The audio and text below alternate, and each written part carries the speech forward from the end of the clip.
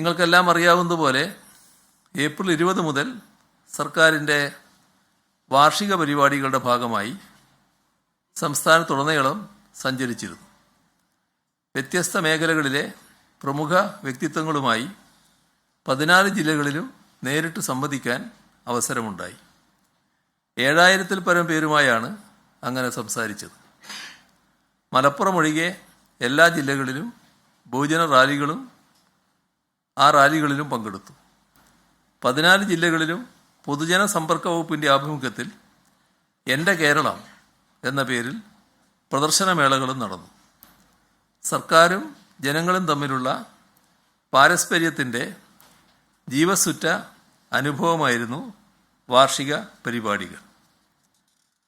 പ്രകടന പത്രികയിൽ പറഞ്ഞ കാര്യങ്ങൾ എത്രമാത്രം നടപ്പാക്കിയെന്ന പ്രോഗ്രസ് റിപ്പോർട്ട് ജനങ്ങൾക്ക് മുന്നിൽ അവതരിപ്പിച്ചുകൊണ്ടാണ് തിരുവനന്തപുരത്തെ റാലി സമാപിച്ചത്. 2021 നിന്നും 2025 എത്തുമ്പോൾ വലിയൊരു ശതമാനം വാഗ്ദാനങ്ങളും നിറവേറ്റാൻ സർക്കാരിന് കഴിഞ്ഞിട്ടുണ്ട്.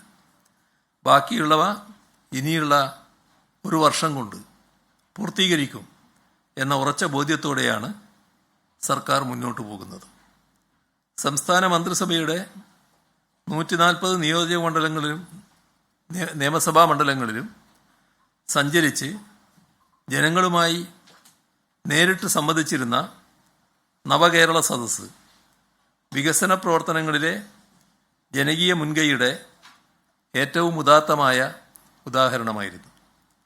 നവകേരള സദസ്സിനോടുള്ള ജനങ്ങളുടെ സക്രിയമായ പ്രതികരണം സംസ്ഥാനത്തിൻ്റെ ഭാവി വികസനത്തിന് ശരിയായ ദിശാബോധം പകർന്നു നൽകുന്ന വിധമായിരുന്നു.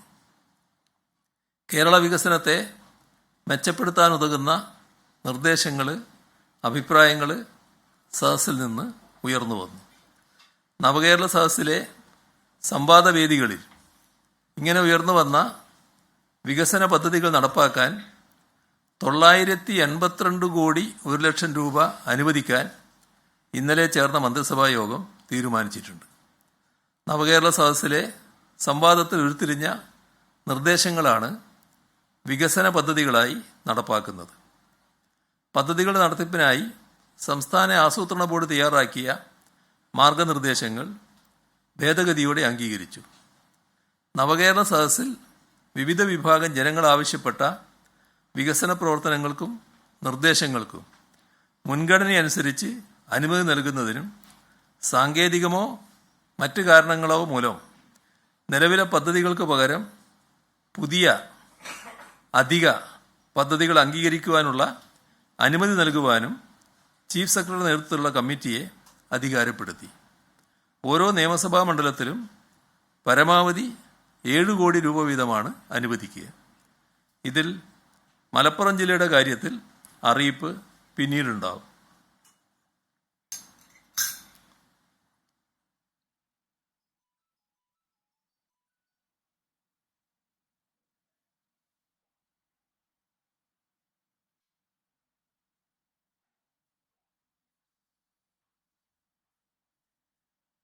കേരളം ഇന്ന് അഭൂതപൂർവമായ വളർച്ചയുടെ പാതയിലാണ്.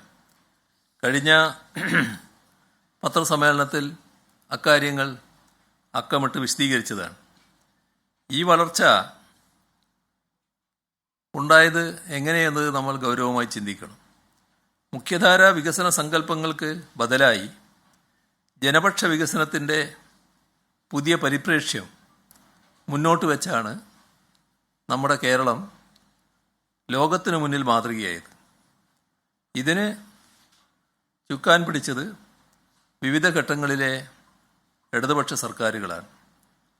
സാമൂഹ്യ മേഖലയിലെ കൂടുതൽ വകയിരുത്തലുകൾ അതായിരുന്നു ഇടതുപക്ഷ സർക്കാരുകളുടെ മുഖമുദ്ര.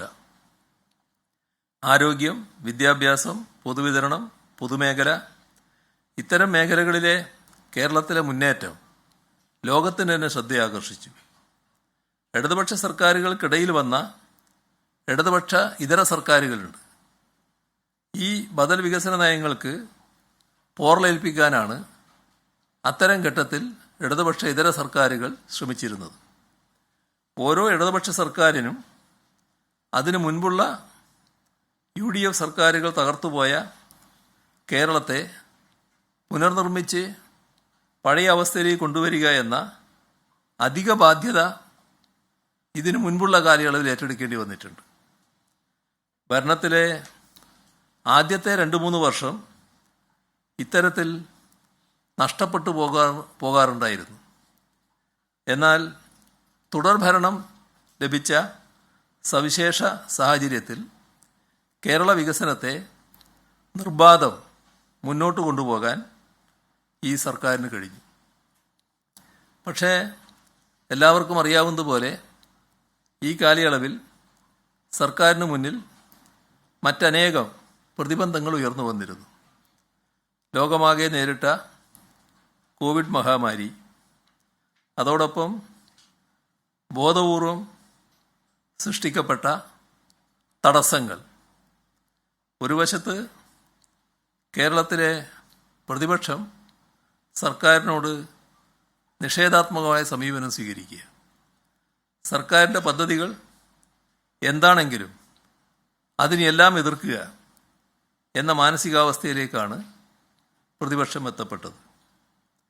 ജനപക്ഷ വികസന പ്രവർത്തനങ്ങളെ എതിർക്കാൻ അവിശുദ്ധ സഖ്യങ്ങളുമുണ്ടായി. കേരളത്തെ ഒറ്റപ്പെടുത്താനും പ്രതിരോധത്തിലാക്കാനും നടത്തിയ രാഷ്ട്രീയ പകപോക്കൽ മറ്റൊരു വശത്ത്. ഉപരോധ സമാനമായ സാമ്പത്തിക വിവേചനമാണ് കേന്ദ്ര സർക്കാരിൽ നിന്നും നമ്മുടെ നാടിന് അനുഭവിക്കേണ്ടി വന്നത്. ഫെഡറൽ മൂല്യങ്ങളെ അട്ടിമറിച്ച് സംസ്ഥാനത്തിൻ്റെ അവകാശങ്ങളെ ഹനിക്കുന്ന നടപടികളുമുണ്ടായി. ഈ ഘട്ടങ്ങളിലെല്ലാം കേരളം തീർന്നു എന്ന് കരുതിയ ഒരു വിഭാഗം ആളുകൾ നമ്മുടെ നാട്ടിലുണ്ടായിരുന്നു. വികസനം വഴിമുടങ്ങും, സാമ്പത്തിക പ്രതിസന്ധിയിൽ കേരളം മുങ്ങിപ്പോകും, ക്ഷേമ പദ്ധതികളാകെ ഇല്ലാതാകും, ഇങ്ങനെയെല്ലാം പ്രവചിച്ചവരും ആവേശപൂർവ്വം പ്രചരിപ്പിച്ചവരും നമ്മുടെ നാട്ടിലുണ്ടായിരുന്നു. എന്നാൽ നമ്മുടെ നാട് കേരളം തളർന്നില്ല. എല്ലാ പ്രതിബന്ധങ്ങളെയും തരണം ചെയ്ത് മുന്നേറുകയാണ് നമ്മൾ ചെയ്തത്. വികസന കാര്യത്തിൽ മാത്രമല്ല, രാജ്യത്തെ മതനിരപേക്ഷതയുടെയും ജനാധിപത്യ ഫെഡറൽ മൂല്യങ്ങളുടെയും സംരക്ഷണത്തിനായി കേരളത്തിലെ സർക്കാർ മുന്നിൽ നിന്നിട്ടുണ്ട്. ഭരണഘടനാ മൂല്യങ്ങൾ വെല്ലുവിളിക്കപ്പെട്ട സന്ദർഭങ്ങളിൽ വ്യക്തവും ശക്തവുമായ നിലപാട് ഉയർത്തിപ്പിടിച്ചിട്ടുണ്ട്. ഇതിനെല്ലാം കരുത്തായത് കേരളത്തിലെ ജനങ്ങൾ നൽകിയ കലവറയില്ലാത്ത പിന്തുണയാണ്. ജനപക്ഷ വികസന പ്രവർത്തനങ്ങളുമായി ഇനിയും മുന്നോട്ടു പോകാൻ ഊർജമാകുന്നതും ഇതേ പിന്തുണ തന്നെയാകും.